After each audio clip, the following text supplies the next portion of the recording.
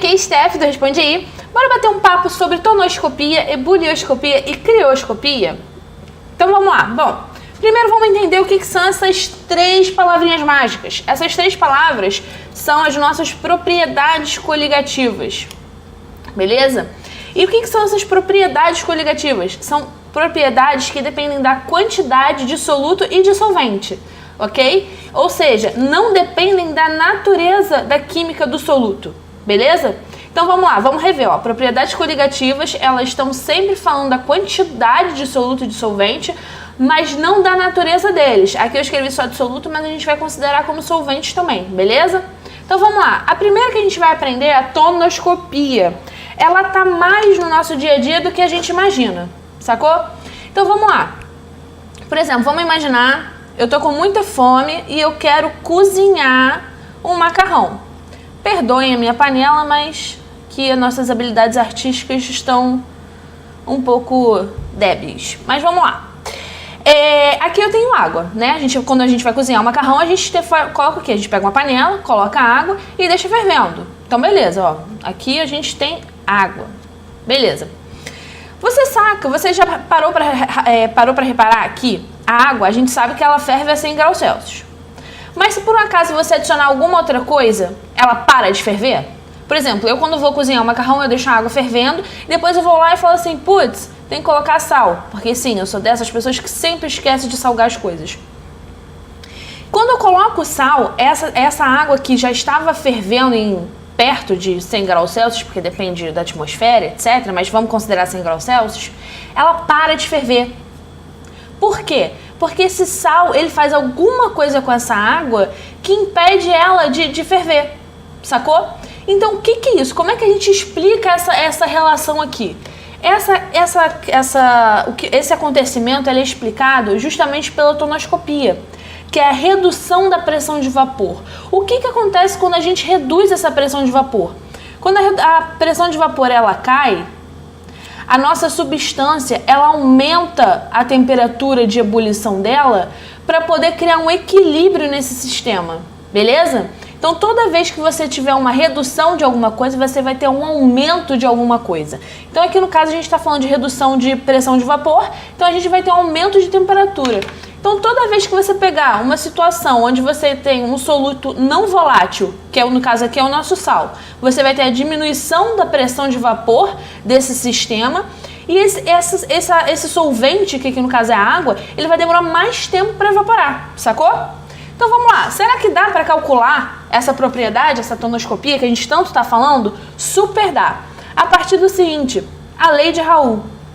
A lei de Raoult, ela traz pra gente, ela mostra a relação entre a pressão de vapor de uma substância pura, que é esse PV0, e a pressão de vapor de uma substância junto com um soluto não volátil, que é essa PV que normalmente a gente calcula para fazer uma relação entre as duas.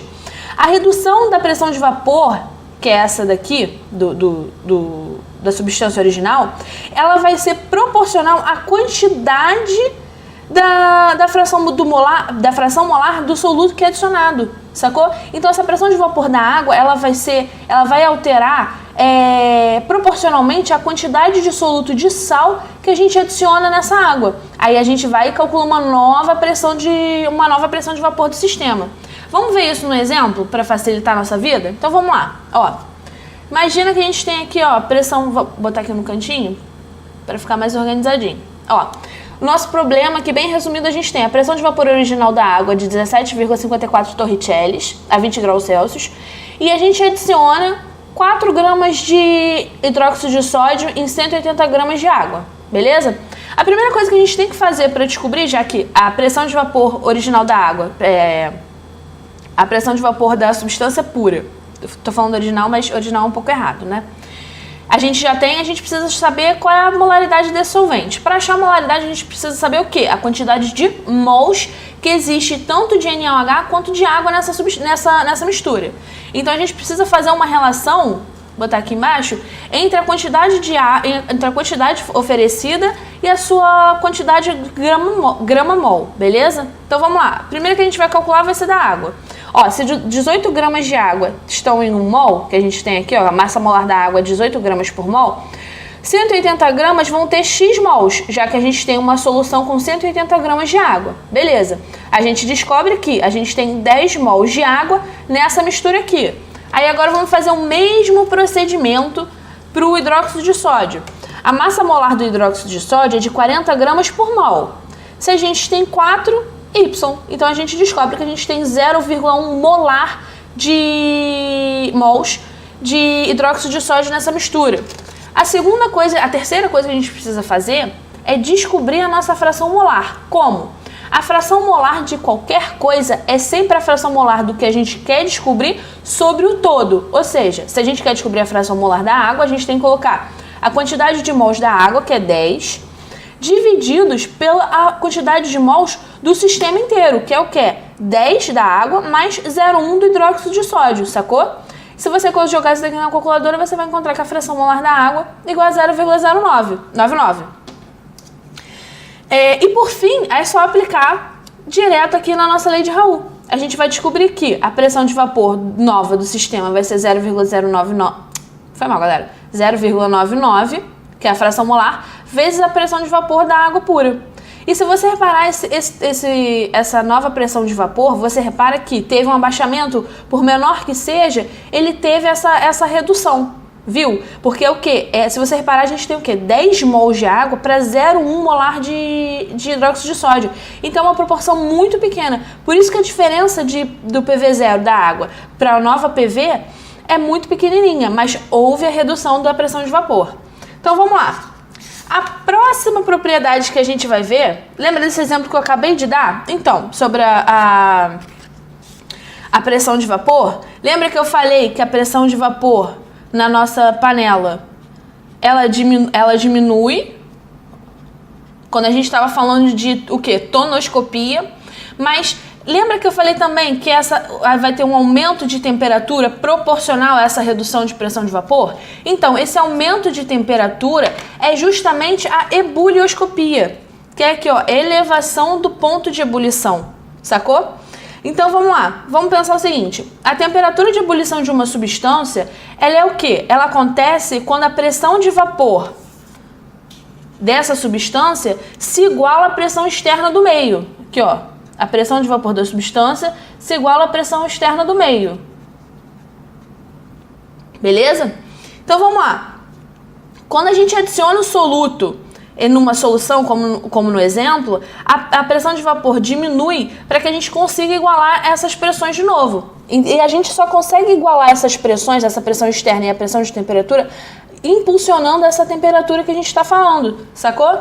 Então, se você reparar, no mesmo exemplo, a gente consegue ter uma correlação de propriedades coligativas, que é a tonoscopia e a ebulioscopia, beleza? Então, vamos lá para a nossa última propriedade. A nossa última propriedade, ela tá mais no nosso cotidiano ainda, principalmente quando a gente está naquele churrasco maneiro. Porque, por exemplo, vamos falar, o nome dela é crioscopia. A crioscopia, imagina a seguinte situação. A gente tá lá, tipo, num churrasquinho conversando. Aí a cerveja chega, só que a cerveja tá quente. E aí você vira pro seu coleguinha e fala, pô, a cerveja tá quente, eu vou colocar no gelo. Aí o seu coleguinha, muito esperto, muito ciente das propriedades coligativas, ele vira e fala, coloca sal nesse gelo aí, ajuda a gelar mais rápido. Aí você concorda, pô, verdade. O porquê que ele fala para você jogar sal nesse gelo? O que acontece? Deixa eu tirar aqui a nossa historinha. A crioscopia, ela exemplifica justamente essa historinha, que é a redução do ponto de congelamento. Beleza? Da mesma forma que quando adicionamos um soluto, a pressão de vapor ela aumenta. Voltando lá, aqui no caso eu vou fazer uma caixinha que vai ser o nosso isopor. E aqui dentro a gente tem cerveja com água e gelo. Esses quadradinhos são gelo, gente, confia em mim. E essa daqui é a nossa cerveja. Da mesma forma que quando a gente falou lá atrás que a pressão de vapor ela diminui e que a nossa temperatura tem que fazer alguma coisa para voltar a igualar a pressão de vapor com a pressão externa, na crioscopia o que acontece? A temperatura ela diminui para acontecer de novo essa igualdade entre as pressões, beleza? Então, por exemplo, enquanto na ebulioscopia ela aumenta para impulsionar o ponto de fusão da substância, Na crioscopia, ela diminui para abaixar, no caso reduzir, o ponto de congelamento. E esse ponto de congelamento é o quê? É o ponto de fusão da substância, ou seja, quando o líquido vai para o sólido. Então, quando a gente adiciona sal, o sal aqui é o nosso cara da vez, hein? Quando a gente adiciona sal nessa substância, nesse isopor, a gente faz com que o gelo e a água que estão aqui, eles consigam manter uma temperatura menor, no caso a água, ela fica uma temperatura menor que 0 graus Celsius, sem congelar, sacou? É justamente essa redução do ponto de congelamento. Mas assim, da mesma forma que a gente consegue calcular isso na tonoscopia, a gente também consegue calcular isso na crioscopia. Então vamos lá, a redução do ponto de congelamento ela é dada pela seguinte fórmula, onde aqui a gente tem a variação de temperatura, aqui ó, deixei escrito aqui bonitinho para vocês. A gente tem a variação de temperatura de fusão, ou seja, antes e depois de colocar o tal soluto, vezes o fator de Van Hoff, que eu vou explicar para vocês daqui a pouco, vezes o KF, que é a constante do ponto de congelamento, vezes a molaridade desse soluto, que no caso é nosso sal. A única coisa muito importante que a gente tem que ficar ligados é esse fator de Van Hoff. Por quê? Quando a gente está falando de uma molécula, de uma espécie molecular, que é uma espécie molecular, esse fator de Van Hoff vai ser igual a 1, beleza? Então aqui você vai substituir por 1.